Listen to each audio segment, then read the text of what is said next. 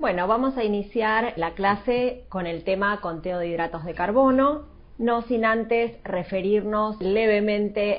un poquito a la historia, en donde ya hace unos años sabemos que se han publicado ensayos clínicos prospectivos a gran escala, como el DCCT, que ha demostrado eficiencia y eficacia en la insulinoterapia intensificada, tanto con múltiples dosis de insulina y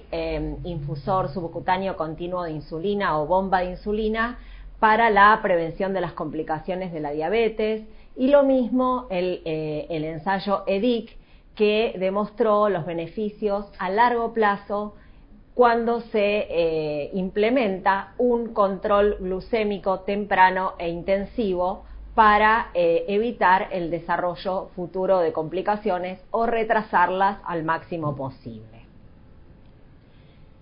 Un punto importante del control glucémico sabemos que lo constituye la glucemia postprandial, y en este sentido, tanto el aumento rápido de la glucemia postprandial como el tiempo durante el cual se extiende esa excursión glucémica post-ingesta, como así también la amplitud de esa fluctuación glucémica, son factores importantes como predictores de la progresión de las complicaciones de la diabetes y también del aumento de factores de riesgo de enfermedad cardiovascular.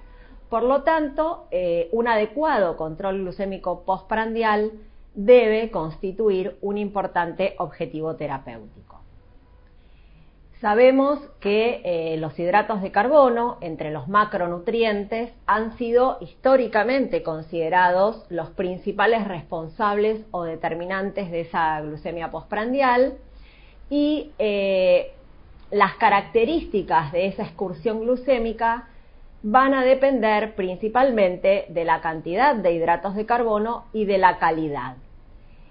Cuando hacemos referencia a la cantidad, es un concepto que se relaciona con el conteo de hidratos de carbono, y cuando hacemos referencia a la calidad, nos estamos refiriendo un poco al concepto de índice glucémico y carga glucémica. Para iniciar ya específicamente en el tema de esta clase, que es el concepto de conteo de hidratos de carbono, podemos definirlo como un método que le permite al paciente ajustar la dosis de insulina prandial según la cantidad de hidratos de carbono que ha de consumir en cada comida.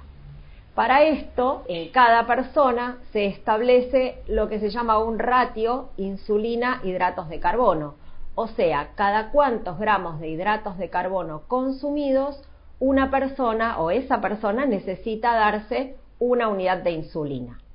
Ese ratio no es universal, no es para todas las personas el mismo, sino que hay que calcularlo individualmente según la respuesta metabólica de cada persona a la ingesta de una determinada cantidad de hidratos de carbono. Lo que sí se sabe es que ese ratio que se establece en un momento dado en una persona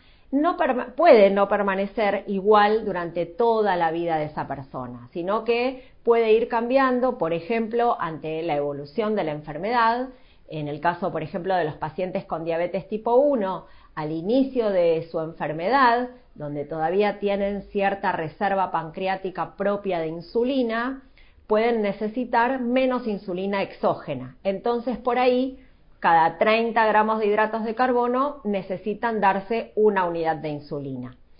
En cambio, en un paciente con una enfermedad ya avanzada, donde no le queda reserva pancreática propia de insulina,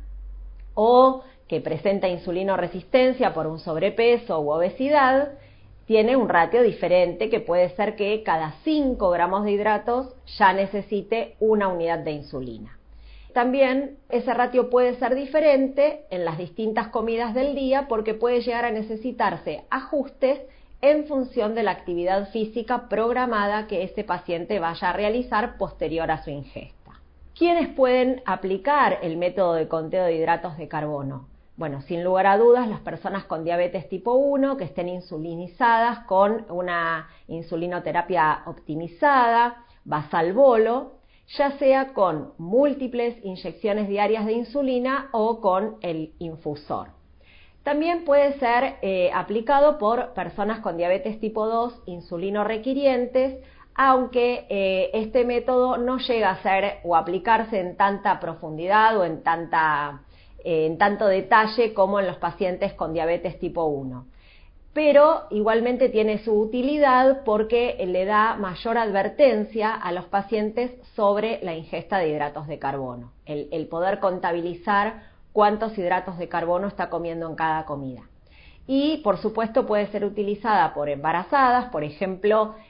mujeres con diabetes tipo 1 que se embarazan y que ya vienen usando el conteo desde antes de su gestación y deciden continuarlo una vez que comienza su embarazo. En este caso se debe tener en cuenta que ese ratio insulina-hidratos de carbono va a ir variando conforme se modifique la insulinoresistencia que ocurre fisiológicamente a lo largo de la gestación. ¿Cuáles son los requisitos fundamentales para aplicar el conteo? Bueno, el requisito más importante es que el paciente participe activamente en su cuidado y en aprender el método y en aplicarlo. O sea que tiene que estar motivado para aprender, para capacitarse, para aplicarlo en su vida diaria, dedicarle tiempo al principio hasta que lo aprende, posibilidad de consultar frecuentemente a su equipo tratante para poder ir estableciendo ese ratio insulina-hidratos de carbono. Obviamente tener disponibilidad para monitorear su glucemia, ya sea con automonitoreo de glucémico o con monitoreo continuo de glucosa, la posibilidad de hacer cálculos matemáticos simples, simplemente sumar los hidratos de carbono que está comiendo y dividirlos por ese ratio para saber cuánta dosis de insulina prandial aplicarse y obviamente tener la capacidad de decidir cuánta insulina utilizar en cada circunstancia. Esa decisión implica autonomía por parte del paciente y para conseguir esa autonomía se requiere sí o sí educación diabetológica continua. Por último, no por menos importante, tiene que haber profesionales dispuestos a enseñar el método y con tiempo en cada consulta que se le pueda dedicar al paciente para ver cómo lo está aplicando. Hay distintos métodos de conteo de hidratos de carbono, que ahora vamos a ver en detalle cada uno de ellos. Paso al primero, que es contar gramo por gramo de cada uno de los hidratos de carbono de los alimentos presentes en el plato. En este caso, por ejemplo, esta persona estima que a partir de las papas y de las arvejas está consumiendo aproximadamente 40 gramos de hidratos, con el rebozado de la milanesa aproximadamente 20 gramos de hidratos más y hace un redondeo con los vegetales presentes en el plato de 5 gramos de hidratos. Entonces, cuando la persona se enfrenta a este plato y después de hacer esas estimaciones, calcula que más o menos está comiendo 65 gramos de hidratos de carbono y en función de eso tendrá que decidir cuánta insulina prandial aplicarse según su ratio. El segundo método, que es el método de raciones, es un poco más estructurado porque lo que se hace es, armar porciones equivalentes a 10 gramos de hidratos de carbono. Entonces, acá en esta imagen vemos, por ejemplo, arroz o macarrones y hay 3 platos en cada caso y cada uno de ellos equivale o a 2 raciones o a 4 raciones o a 6 raciones según la cantidad de hidratos de carbono presentes. En este caso el paciente no habla de gramos de hidratos de carbono consumidos, sino de que en su plato consumió 3 raciones, 4 raciones, según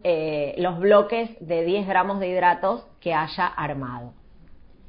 Y el último método, que también es un poquito más estructurado, es el método de intercambios, en donde las porciones que se arman equivalen a 15 gramos de hidratos. Y en este caso lo mismo, el paciente no cuenta gramos de hidratos, sino que habla de, bueno, en mi plato o en mi almuerzo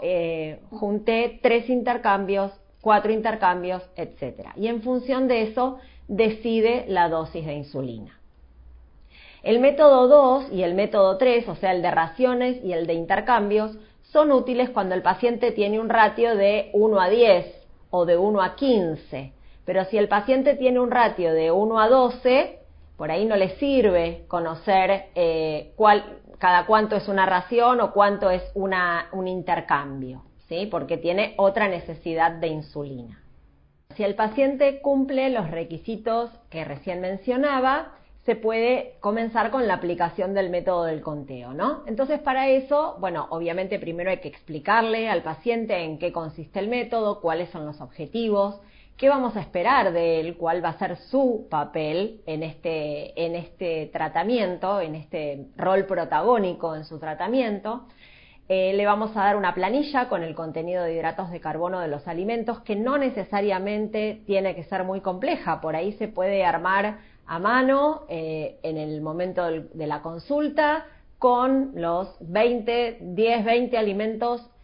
con hidratos de carbono más comunes que suele consumir ese paciente, como para no complejizar tanto los datos. Después también le podemos entregar otra planilla, o no necesariamente puede ser en esa planilla, pero sí pedirle al paciente que vuelva a la siguiente consulta habiendo registrado sus glucemias, sus alimentos, la cantidad de insulina que estuvo utilizando, porque es una forma de empezar a establecer ese ratio, si es que el paciente no tiene un ratio calculado aún. Y bueno, como en toda consulta nutricional, vamos a ir estableciendo también en conjunto objetivos con ese paciente. Por ejemplo, cuántos hidratos de carbono necesita consumir en el día, cómo debe distribuirlos idealmente y a partir de qué alimentos cubrir esos hidratos de carbono, entre otras cosas. Este es un ejemplo de planilla de hidratos de carbono de alimentos que nosotros solemos utilizar en el consultorio, en donde, como ustedes ven, es una planilla súper resumida, pero para que ustedes vean que hay una primera columna con el nombre del alimento, una segunda columna con una cantidad, no necesariamente que es la que tiene que consumir el paciente, sino una cantidad en medidas caseras, para que el paciente sepa de cuántos gramos de alimento, en ese caso, estamos hablando. Y por último, una tercera columna con la cantidad de hidratos de carbono que tiene ese alimento en esa medida casera. Y esta que ven acá es un ejemplo de planilla de registro que, como yo les decía, le podemos dar esto al paciente o le podemos pedir que lo anote en un cuaderno, en su celular, donde al paciente le resulte cómodo, pero sí o sí es importante que registre, bueno, qué alimentos fue consumiendo a lo largo del día, cuántos hidratos de carbono les asignó a cada uno de esos alimentos en función de la porción consumida y en función de la planillita de hidratos de carbono que nosotros le dimos, cuáles fueron los valores de glucemia que fue midiendo a lo largo del día, cuáles fueron las unidades de insulina que fue utilizando a lo largo del día, que pueden haber sido unidades fijas, si es que el paciente hasta ese momento se venía manejando con dosis fijas, o puede ser que el paciente ya venga intentando aplicar el método de conteo y todavía no tenga establecido su ratio insulina-hidratos de carbono y por lo tanto venga haciéndolo un poco intuitivamente y precisamente nos consulta porque quiere determinar en forma más específica su ratio. También es importante que registren la actividad física que estuvieron realizando y una columna más que siempre sugiero agregar con observaciones en donde el paciente pueda anotar algunas otras cosas que puedan repercutir sobre su glucemia y que no necesariamente están vinculadas con lo que comió o con la cantidad de insulina que se aplicó. Por ejemplo, el periodo menstrual en el caso de las mujeres o alguna situación de estrés o no sé, no haber dormido bien una noche. Bueno, son todas cosas que pueden repercutir en su glucemia y que si no las conocemos podemos malinterpretar los resultados. Entonces, bueno, se supone que el paciente vuelve a la siguiente consulta con ese registro glucémico y alimentario completo y nuestro trabajo va a ser analizar junto con el paciente cada uno de los datos registrados allí. Entonces, iremos a ver si hubo hipoglucemias, iremos a ver si hubo valores extremadamente altos de glucemia para poder explicar a qué pudieron haberse debido, si es que contó mal los hidratos de carbono, que usó más o menos insulina de lo correspondiente, o si hay algún otro factor. Vamos a trabajar a propósito de los objetivos que planteamos en la consulta anterior, bueno, seguir haciendo hincapié en esos mismos objetivos, progresar a objetivos nuevos y, bueno, ir viendo si esa alimentación del paciente requiere algún consejo específico, por ejemplo, en cuanto a la distribución de alimentos con hidratos de carbono o en cuanto a la selección de alimentos, ya sea de los fuentes de hidratos de carbono o de otros tipos de alimentos que haya elegido comer el paciente. Vemos si la cantidad de hidratos de carbono que le asignó a esos alimentos y a la porción consumida es correcta o si hay que hacer alguna aclaración al respecto. Bueno, y obviamente ver si el paciente tiene alguna duda en la aplicación del método y empezar a explicar, bueno, cómo podemos hacer para saber cuál es el ratio adecuado para ese paciente. Hay distintas formas de calcular el ratio. Este primer método que les voy a contar es, desde mi punto de vista, el más preciso, el más apropiado, y consiste básicamente en que, bueno, lo que nosotros le vamos a pedir al paciente es que cuando se encuentre con una glucemia preprandial entre 80 y 120, que sería una glucemia en rango más que óptimo para un paciente, por ejemplo, con diabetes tipo 1, que registre minuciosamente los alimentos que consume en esa comida, los gramos de hidratos de carbono que cree asignarles, incluso a veces le pedimos que le saque una foto al plato para poder estar más seguros de las cantidades y que se aplique la cantidad de insulina que él cree que debe darse para esa comida o que el médico le estableció previamente de que una dosis fija que debe darse en esa comida, y en ese caso le vamos a pedir que se mida la glucemia 2 horas después de haber comenzado a comer. Si esa glucemia postprandial llega hasta 160, 180, bueno, ¿eso qué quiere decir? Que la cantidad de insulina que ese paciente se aplicó para los gramos de hidratos de carbono que comió es adecuada. Si el paciente llega a las 2 horas con un valor muy bajo, incluso con una hipoglucemia, y bueno, es porque la cantidad de insulina que se aplicó es excesiva para la cantidad de hidratos de carbono que comió, o por el contrario, si llega con una hiperglucemia muy, muy alta, evidentemente la insulina le resultó insuficiente.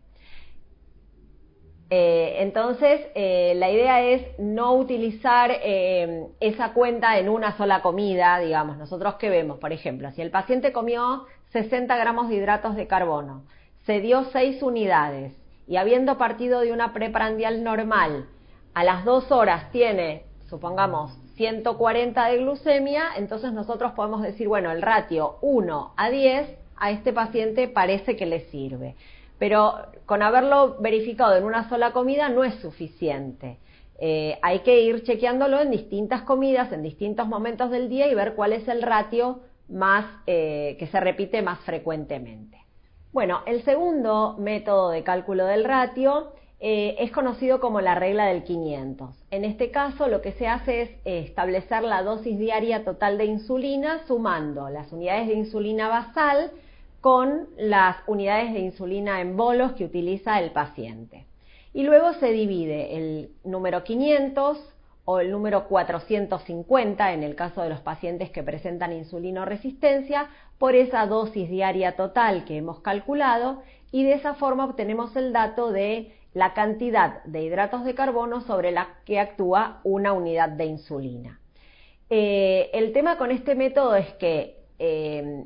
resulta útil cuando las glucemias están dentro de rangos aceptables, las glucemias, todas las glucemias del día, porque si las glucemias no están dentro de rangos aceptables,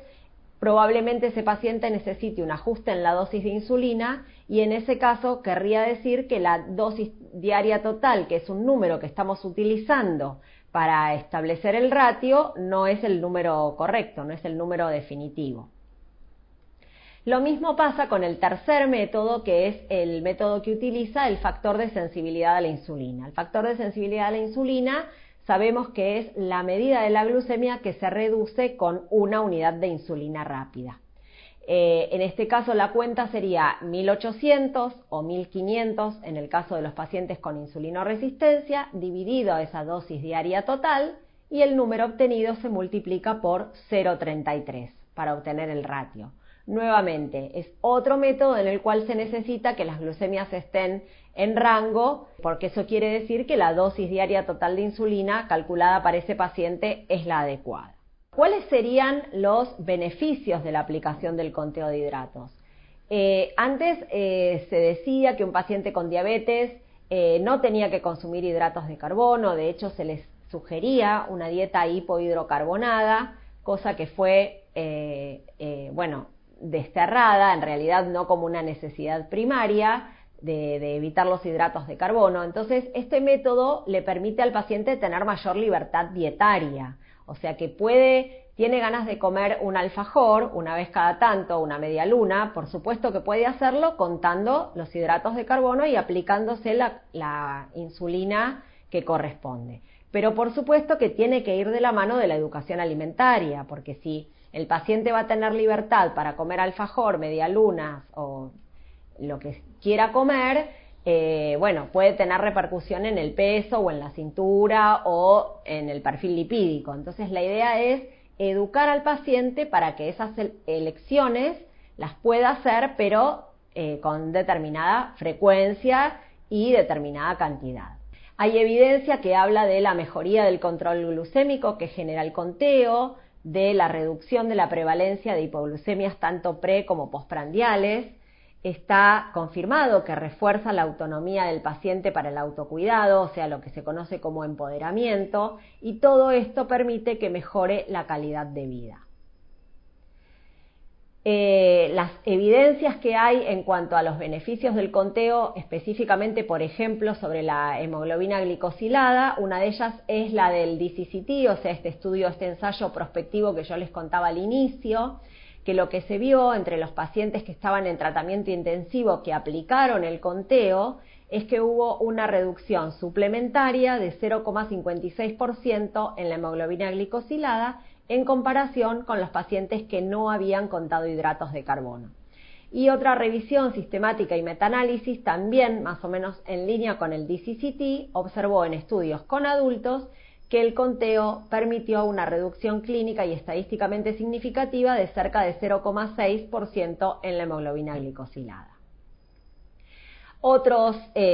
evidencias de ensayos controlados randomizados también han hablado incluso de una reducción de la glicosilada de hasta 1,2% y han ido un poquito más allá, demostrando también la mejoría en la calidad de vida y el bienestar general y la reducción de los episodios de hipoglucemias gracias a la aplicación del conteo de hidratos.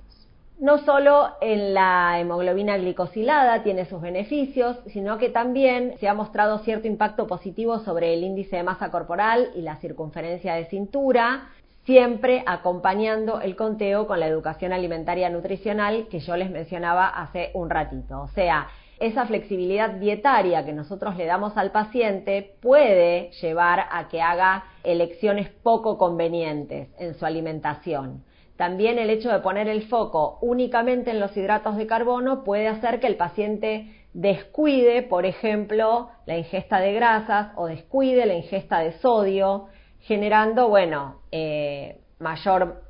aumento de peso, ganancia de masa grasa, alteración del perfil lipídico, elevación de la tensión arterial, o sea, todos factores que pueden llevar a complicaciones vasculares. Bueno, ¿cuáles son las desventajas del método del conteo? Se pueden mencionar como desventajas absolutas que, por supuesto, requiere cierto tiempo de aprendizaje por parte del paciente y tiempo de dedicación tanto del paciente como de los profesionales tratantes para enseñar el método y aplicarlo y llevarlo a la práctica. Y además, obviamente, implica una capacitación y seguimiento continuo a los pacientes. Desventajas relativas se podría decir que es el aumento de peso y el riesgo de hipoglucemia, pero recién dijimos, si el paciente acompaña, digamos, mejor dicho, si el equipo tratante propone la aplicación del conteo de hidratos de carbono siempre acompañado de un plan de educación alimentario, nutricional, continua y regular, no tiene por qué esta flexibilidad dietaria repercutir en aumento de peso ni en un mayor riesgo de hipoglucemia. También son desventajas que, si bien se utilizan números, el conteo no es exacto, constituye más bien una estimación que muchas veces está basada en la experiencia del paciente. Y por otro lado, se ha visto que hay otros macronutrientes, más allá de los hidratos de carbono o incluso el índice glucémico de los alimentos, que son otros factores que pueden generar cierto peso sobre la respuesta glucémica postprandial y que no estarían cubiertos por el conteo de hidratos de carbono. Bueno, yo recién les mencionaba el tema del índice glucémico. Tiene una definición bastante compleja el índice glucémico, pero no es un concepto muy difícil de interpretar. El índice glucémico está definido como el incremento que se produce en el área bajo la curva de glucemia luego de la ingesta de 50 gramos de hidratos de carbono provenientes de un determinado alimento y que esa respuesta se expresa como un porcentaje de la respuesta generada por la misma cantidad de hidratos de carbono provenientes de otro alimento que se considera el estándar, que puede ser el pan blanco o la glucosa. Esa curva de glucemia se construyó tanto en el caso del pan blanco, como en el caso de la glucosa, como en el caso de cualquiera de todos los alimentos que están enlistados en las planillas de índice glucémico, midiendo la glucemia en intervalos de cada 15 a 30 minutos a lo largo de 2 horas en personas sanas. Y se pone, digamos, en práctica la fórmula que es esa glucemia después de consumir el alimento que se está queriendo comparar con el estándar, dividido la glucemia después de consumir el alimento patrón o estándar por 100. Ahora en esta diapositiva por ahí se va a interpretar más fácilmente. Por ejemplo, una persona consume 50 gramos de hidratos de carbono provenientes de glucosa y su glucemia dibuja una curva como la que vemos en color rojo. Esa misma persona, en otra oportunidad, consume 50 gramos de hidratos de carbono provenientes de lentejas y su glucemia a lo largo de 2 horas dibuja una curva como la que vemos en color naranja. Entonces después, por una fórmula matemática, lo que se hace es establecer qué porcentaje del área roja está cubierta o está abarcada por el área naranja en este caso, ¿sí? Entonces, el área de la glucemia abarcada por las lentejas en este caso es del 28% con respecto a la que generó la glucosa. Por lo tanto, se dice que las lentejas tienen un índice glucémico de 28. Según el dato de ese índice glucémico, los alimentos pueden ser de índice glucémico alto cuando ese número es mayor a 70, índice glucémico intermedio entre 55 y 70 o índice glucémico bajo menor de 55. Pero el índice glucémico no lo es todo, de hecho hay un concepto un poco más abarcador, que es el de la carga glucémica, que no solo tiene en cuenta el índice glucémico del alimento, sino la cantidad de hidratos de carbono según la porción consumida de ese alimento. Al tener en cuenta esas dos variables, se dice que es un mejor parámetro para cuantificar el impacto de ese hidrato de carbono sobre la glucemia. Y fíjense que la forma de cálculo es multiplicando el índice glucémico de ese alimento por el contenido de hidratos de carbono de la porción que se va a consumir, dividido 100. Entonces, si vemos un ejemplo, un pan blanco, por ejemplo un miñoncito de pan blanco tiene 20 gramos de hidratos y tiene un índice glucémico de 70. Su carga glucémica, multiplicando el índice glucémico por la cantidad de hidratos de carbono de esa porción, nos da 14. Y obviamente también hay categorías de carga glucémica de los alimentos, siendo mayor o igual a 20 carga glucémica alta, entre 11 y 19 carga glucémica media o menor o igual a 10 carga glucémica baja. Así como yo hace un ratito les contaba las evidencias de los beneficios del conteo de hidratos, también hay evidencias de los beneficios del índice glucémico. Por ejemplo, sobre la glucemia promedio diaria, que hay estudios que han demostrado o han evaluado comidas de diferente índice glucémico sobre la glucemia postprandial de pacientes con diabetes tipo 1 y vieron que la dieta de bajo índice glucémico generó una disminución significativa de la glucemia promedio diaria en comparación con una dieta de alto índice glucémico. También hay evidencia reportada acerca de los beneficios del índice glucémico sobre la hemoglobina glicosilada, que se ha visto incluso en metaanálisis sobre este tema, tanto en pacientes adultos como en pacientes pediátricos. También se ha visto, bueno, por supuesto, evidencia sobre el beneficio del índice glucémico sobre la glucemia postprandial. Por ejemplo, en este estudio se les dieron a los participantes 2 comidas de prueba que eran idénticas en cuanto a su composición de macronutrientes, pero tenían diferente índice glucémico. Y los pacientes, ante la ingesta de las 2 comidas, usaron la misma dosis de insulina prandial. Midieron la glucemia cada 30 minutos a lo largo de 3 horas en ambas oportunidades y lo que se observó es concentraciones de glucemia 20% más bajas luego de las comidas de bajo índice glucémico con respecto a la comida de alto índice glucémico. Bueno, entonces podríamos pensar que hay cierta controversia entre el índice glucémico o el conteo de hidratos. ¿Cuál de los dos conviene usar más? Y en realidad, bueno, como en todo hay distintas opiniones, ¿no? Hay autores que sugieren que esas variaciones en el índice glucémico de las comidas no deberían implicar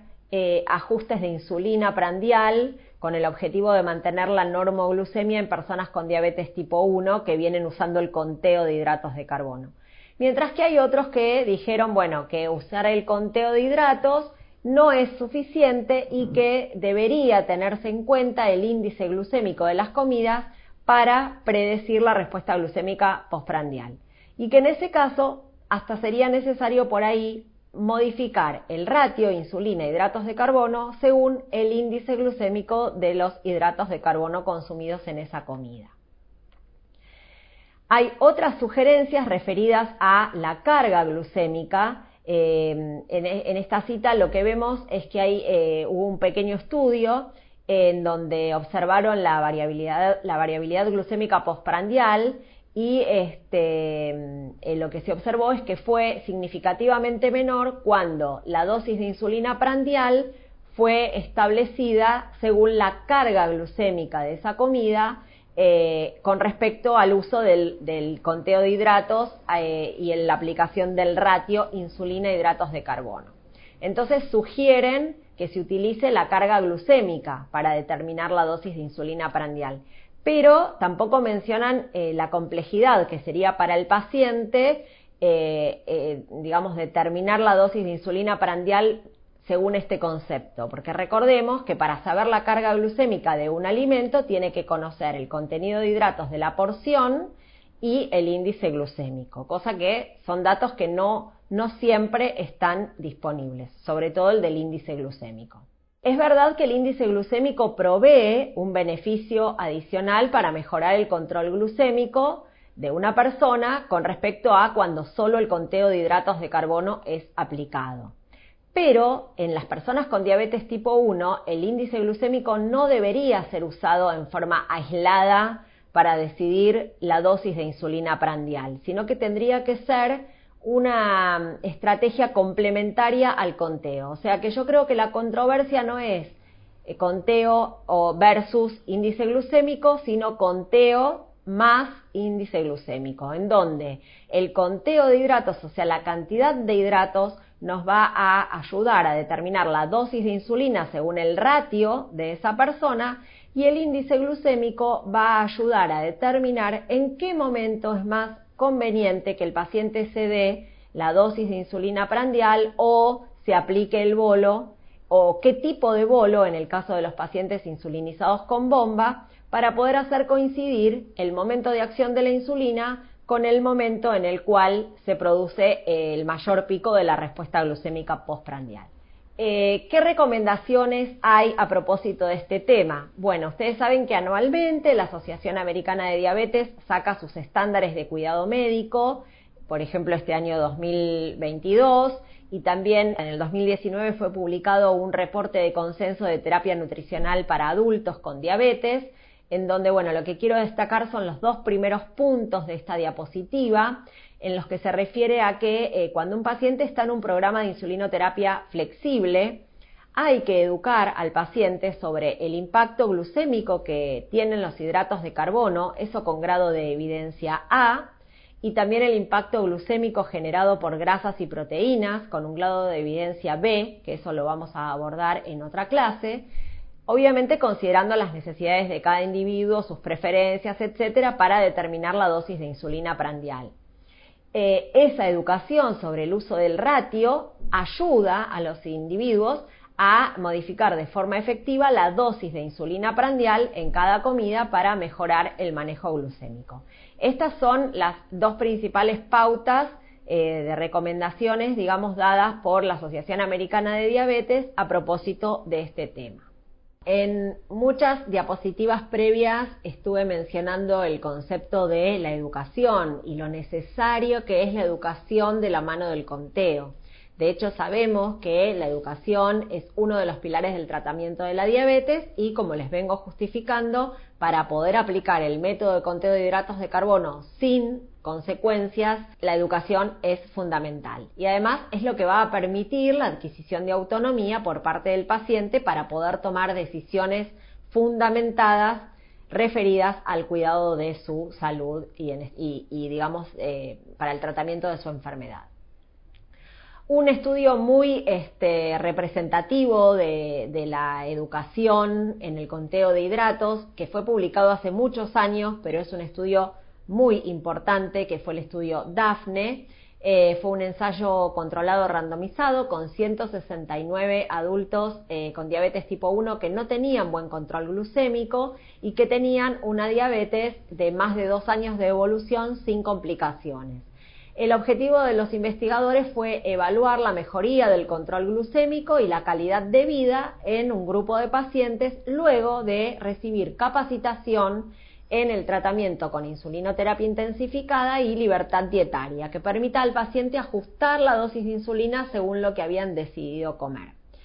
Y lo que observaron es una diferencia significativa en la hemoglobina glicosilada y en la calidad de vida en el grupo que había recibido esa capacitación a los 6 meses de haber comenzado con la capacitación. No observaron diferencias significativas ni en las hipoglucemias, ni en el peso, ni en el perfil lipídico, y además, un dato que no es menor, el 50% de los pacientes al año habían logrado restituir la advertencia de hipoglucemia. Entonces, la conclusión de los autores fue que entrenar al paciente en habilidades que promuevan la libertad dietaria y el ajuste de la dosis de insulina según eso que han elegido comer,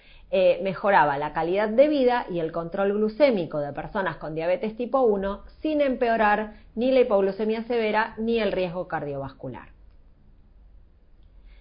Bueno, estos son un listadito que puede extenderse, pero creo que son los temas más importantes que deben ser abordados en lo que tiene que ver con la educación nutricional para la diabetes y tal vez específicamente para el conteo de hidratos. Obviamente la base es educar en alimentación saludable, educar en, bueno, cuáles son los alimentos que contienen hidratos de carbono, en qué cantidad y de qué tipo es ese hidrato de carbono, cómo se pueden combinar los alimentos, preparar, elegir, etcétera, para mejorar la respuesta glucémica. Y después, cómo debería proceder el paciente ante determinadas situaciones especiales, como por ejemplo, qué comer para salir de una hipoglucemia, o ante la actividad física, o ante un viaje, una fiesta. Otros puntos importantes es que sepa leer e interpretar en forma crítica la información nutricional de los alimentos que vienen envasados, no solo mirando el contenido de hidratos, sino también valorando el aporte de fibra, el aporte de sodio, el aporte de grasa, porque el paciente tiende a ir a mirar únicamente el contenido de hidratos de carbono. Y no es un dato suficiente para terminar eligiendo si ese alimento lo compra o no. Eso requiere un trabajo de educación sobre ese paciente.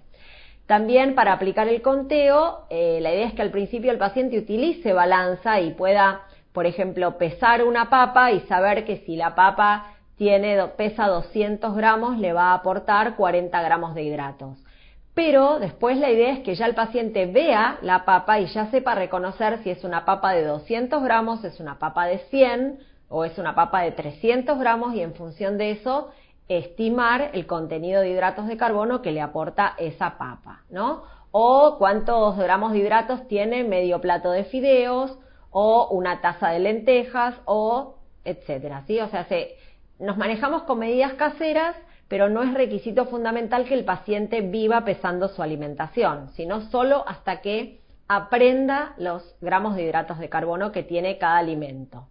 Y un último tema debería ser esto de cuantificar proteínas y grasas y ajustar la insulina según estos macronutrientes, pero es tema de otra clase, así que no vamos a profundizar, y además porque no todos los pacientes es un tema que tengan que aprender porque pueden no tener repercusión sobre sus glucemias con la ingesta de estos macronutrientes.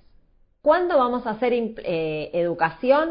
La educación en realidad hay que hacerla siempre. En el contexto de la consulta, obviamente utilizaremos una estrategia educativa individual y la herramienta de trabajo será el registro alimentario y glucémico del paciente. Y en el caso de los talleres, que se pueden organizar con pacientes de similares características, vamos a emplear estrategias educativas grupales utilizando como herramientas las experiencias que cada participante traiga sobre el tema en cuestión. ¿Cómo vamos a evaluar los resultados educativos? Bueno, obviamente que no le vamos a tomar un examen al paciente para saber cuánto sabe, sino que el mismo hecho de observar que va mejorando en su control metabólico y que va poniendo en práctica las pautas terapéuticas indicadas, ya habla de que, bueno, ha comprendido un poco en qué consiste el tratamiento o algunos conceptos básicos para su cuidado.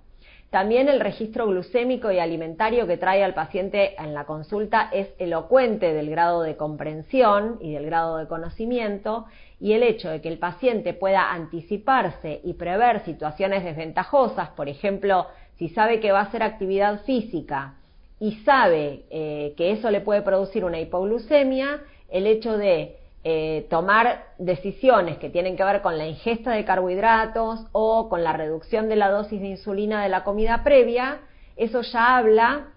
de que el paciente comprende cuestiones claves de su tratamiento, tiene autonomía para decidir y va a tener el beneficio de evitar la hipoglucemia. Entonces, en definitiva, lo que nosotros vamos a evaluar es el comportamiento del sujeto y la forma en la que el sujeto se desenvuelve para su autocuidado.